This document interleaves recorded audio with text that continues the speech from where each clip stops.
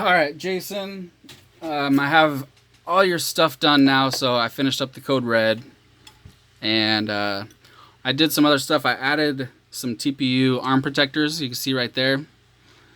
These are going to work great to protect the carbon in crashes, because of course it's going to be hitting the arms, you know, so definitely protects them. I always love using those, so I had some printed up and threw a set on here for you. I also did what you asked, where I set up both of these quads exactly the same way. So arm and buzzer and stuff is all the same way on both of them.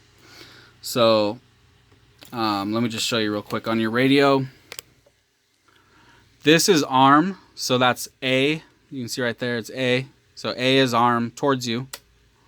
Away from you is disarm. And then this one, away from you, is the buzzer. I see that you have the voice set up for the flight modes for this, so you might want to switch that out or just delete the voice. So away from you is buzzer, and towards you is off. Because I kind of did it like how I like mine, because I always like my switches towards me all the time, and then whenever anything's wrong or whatever, I go away from me. So it's already on the CSX. I also changed the name of it, so this is the Tomoquad CSX. When you look in your radio, okay. I'll just plug in real quick and show you. So, like I said, the A towards you is arm. Do I have it plugged in? Yep. Okay. Throttle down. Alright, so there towards you is arm. Away from you, disarm. And then the other switch right here, away from you is buzzer. Towards you is off. Okay? So there's that. Now the code red. I did quite a bit of stuff to this. So we swapped out the flight controller for the T-motor one. And I added a Hellgate buzzer, which is right there. And we added this long range, one of my favorite antennas, True RC Singularity. I cleaned it up quite a bit. The camera was pretty dirty. Of course, it's white, so it's going to get dirty. But I cleaned it all up, cleaned up the frame some.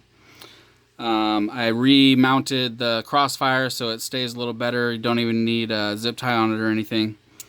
And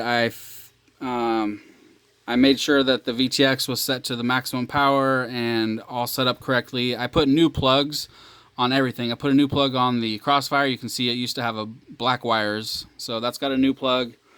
The camera has a new plug because the wires were just way too short. And I also added another plug for camera control. That wasn't even hooked up before. So now you have camera control. I think that's it.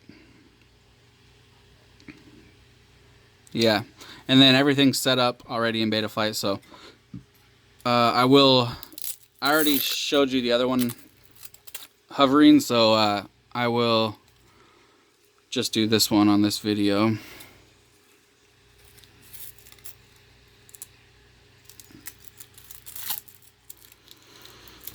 Alright, so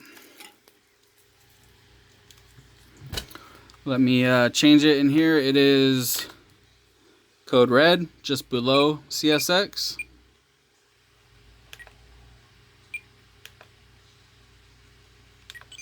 Flight mode 1. Alright. You want to make sure this is away from you and this one's towards you. Alright, so that's good to go. So let's plug in.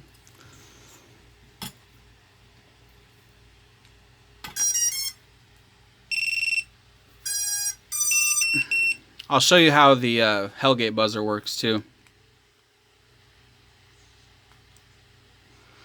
There's your video. It looks crystal clear.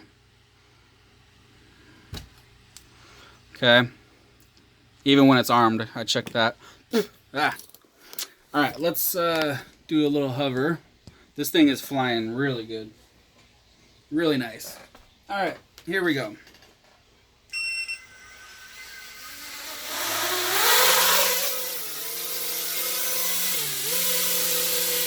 Look how smooth that is.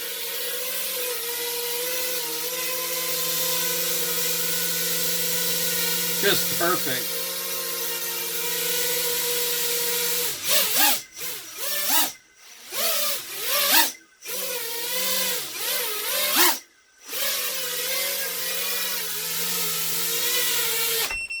Alright, so there's that.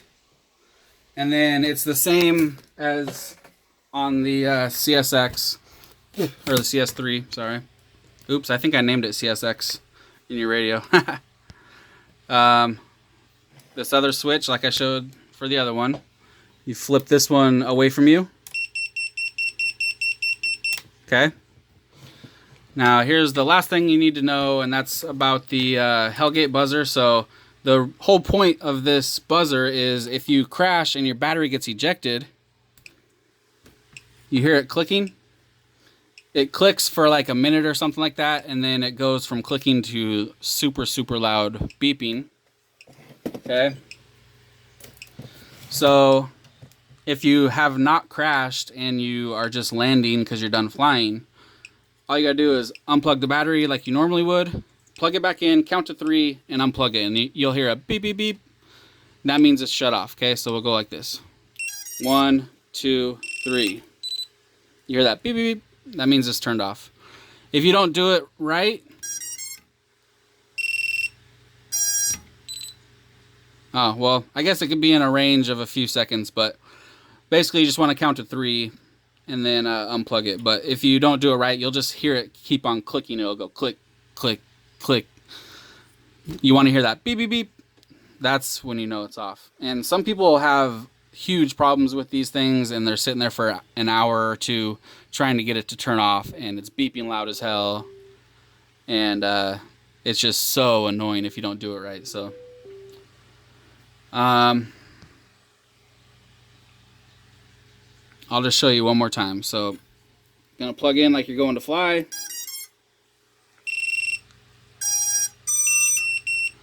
All right, you're flying around. Yeehaw, this is so fun. You come into land. All right, you're done flying. Unplug.